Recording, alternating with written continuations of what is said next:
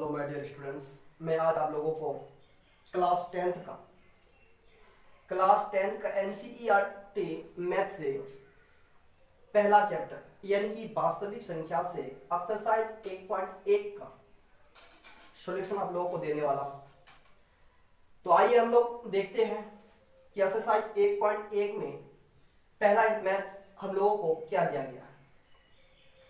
हम लोगों को यहाँ पे दिया गया है कि निम्नलिखित संख्याओं का एचसीएफ ज्ञात करने के लिए यूक्लिड विभाजन एल्गोरिथ्म का प्रयोग कीजिए। तो हम लोगों को यहाँ पे एचसीएफ निकालना है और किस विधि से निकालना है? यूक्लिड विभाजन एल्गोरिथ्म विधि से। तो ऐसे एचसीएफ निकालने की दो विधि है, जैसे कि हम लोग आवाज गुणनखंड विधि से भी एचसीएफ निकालते हैं और यूक्लिड विभाजन एल्गोरिथम से भी हम लोग एचसीएफ निकालते हैं। तो यहाँ पे हम लोग ये सीखेंगे कि एचसीएफ यूक्लिड विभाजन एल्गोरिथम से कैसे निकाला जाता है। तो पहले हम लोग जान लेते हैं कि आखिर एचसीएफ क्या है। तो एचसीएफ का पूरा नाम होता है हाईएस्ट कॉमन फैक्टर। तो हाईएस्ट कॉमन फैक्टर को संक्षेप में एचसीएफ कहते हैं और हाईएस्ट कॉमन फैक्टर को हिंदी में कहा जाता है महत्तम समावर्तक।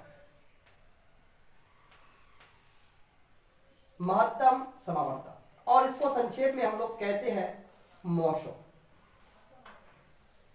तो हम लोगों को मैथ इस तरह के पूछ दिए जाते हैं कि जैसा कि एचसीएफ की जगह पर हम लोगों को मॉशो भी दे सकते हैं या हम लोगों को महत्तम समावर्तक भी दे सकते हैं। तो इसलिए हम लोगों को जान लेना जरूरी है कि एचसीएफ को ही हिंदी में महत्तम समावर्तक कहते हैं और इसी को ही संक्षेप में मॉशो कहते हैं। वास्तव में इन तीनों का अर्थ एक ही होता है। तो बच्चे कभी कभी कंफ्यूजन पड़ जाते हैं कि एचसीएफ, महत्तम समावर्तक और मॉशो में क्या अंतर है। बस इसमें बच्चे कंफ्यूजन में पड़ जाते हैं। तो हम लोगों को इस कंफ्यूजन को दूर करने के लिए हमें ये जान लेना है कि एचसीएफ को ही महत्तम समावर्तक कहते हैं और महत्तम समावर्तक को ही संक्षेप में हम लोग मॉशो कहते हैं। तो आइए हम लोग यूक्लिड विभाजन एल्गोरिथम से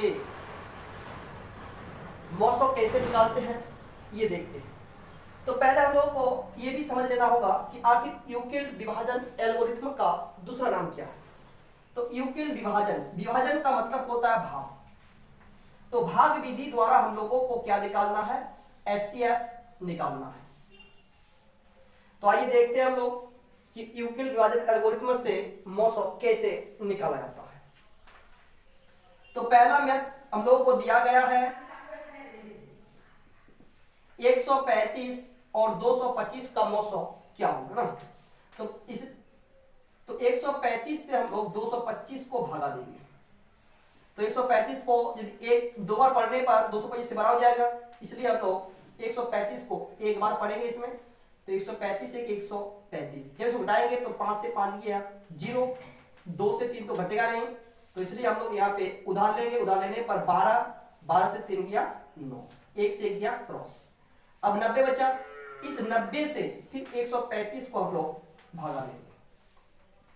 तो 90 को एक बार पढ़ेंगे, 90 के 90। तो 35 से 90 को जब घटाएंगे 5 से 0 गया 5, 13 से 9 गया 4, तो 45 आ गया। इस 45 से अब इस 90 को भागा देंगे। तो 45 को दो बार पढ़ेंगे, 45 दूना 90, यानी कि 45 से पूरा पूरी कट गया। जिस संख्याओं से पूरा पूरी कट जाता है उसी को एचसीएफ कहते हैं। यानी कि इसलिए 135 और 225 का एचसीएफ बराबर हो जाएगा 45। तो कभी कभी बच्चे को यह भी कंफ्यूजन हो जाता है कि 45 से जो इसमें पूरा पूरी कट गया तो मॉशो लेंगे किसको। तो बहुत सारे बच्चे मॉशो 2 को ले लेते हैं कि इसमें मॉशो इसको ले लेते हैं, जबकि मॉशो ये नहीं होता है जिन संख्याओं से पूरा पूरी कटता है। यानी कि 45 से यहां पूरा पूरी कट गया, इसलिए इसका मॉशो 45 होगा। चलो अगले मैथ में हम लोग देखते हैं। अगला मैथ हम लोगों को दिया गया है 196 और 38,220 का 900 निकालना। तो 196 से हम लोग 38,220 का 900 निकालेंगे, या 196 से 38,220 को भाग देने पर डायरेक्ट या 195 बार में कट जाता है, यानी कि 196 को 195 बार में कट जाएगा। तो 38,220 घटाने पर क्रॉस आएगा, यानी कि इसलिए 196 और 38,220 का एचसीएफ बराबर हो जाएगा 196, यानी कि 196 से यदि हम लोग 38,220 को भागा देते हैं तो यह 195 बार में जो है पूरा पूरा कट जाएगा। यानी 196 को 196 से 38,220 को दूसरी जगह भागा देके देखेंगे हम लोग, तक देखने पर यह हमारी कंफ्यूजन जो है वो दूर हो जाएगी। इसके बाद हम लोग अगला मैथ देखेंगे। दिया गया हम लोग को 867 और 255 का। तो यहाँ पे बच्चे थोड़ा ये कंफ्यूजन पर आते हैं कि इन दो हिसाबों में हम लोग इन दो मैथ्स में हम लोग पहले से दूसरा को भागा दिए, यानी पहला संख्या से दूसरी संख्या को भागा दिए। लेकिन यहाँ पे हम लोगों को क्या करना है कि पहला संख्या से दूसरी संख्या को भागा नहीं देना है, बल्कि यहाँ पे हम लोगों को देखना है कि इसमें छोटी संख्या को बड़ी संख्या से भाग दिया जाता है। तो इसमें छोटी संख्या 255 और यहाँ पे 867 जो है बड़ी संख्या है, इसलिए हम लोगों को छोटी संख्या से यानी कि 255 से, यानी कि 255 से हम लोगों को 867 को भाग देना है। तो यहाँ पे हम लोग 255 को जो है 3 बार पढ़ेंगे, इन 3 बार से भाग दें, यानी गुना करने पर 5 या 15, 5 या 15 16 का 6 बचा 1, 3 गुना 6 और 1 7। जब इसको घटाएंगे तो हम लोग को मिलेगा 7 से 5 गया 2, 6 से 6 को घटाएंगे तो 0, 8 से 7 को घटाएंगे तो 1, 102। अब फिर इस 102 से 255 को हम लोग भाग देंगे। तो 102 को यहाँ पे हम लोग 2 बार पढ़ेंगे तो हम लोग को मिलेगा 204। अब इसको घटाना है, 5 से 4 को घटाएंगे तो 1, 5 से 0 गया 5, 2 से 2 गया क्रॉस। फिर इस 51 से हम लोग 102 को भागा देंगे, तो भाग देने पर यह 2 से पूरा पूरी कट जाएगा, 51 दूना 102। काटने के बाद यानी घटाने का क्रॉस आ जाएगा, तो यह 51 से पूरा पूरा कट गया। तो इसलिए 255 या हम लोग लिख सकते हैं 867 और 255 का HCF बराबर होगा 51। यही इसका आंसर हो जाएगा। तो इसमें हम लोगों को जैसे यूक्लिड विभाजन एल्गोरिथम से जो हम लोग मैथ्स का सॉल्यूशन किए, सिर्फ हम लोगों को इसका प्रोसेस समझ लेना है।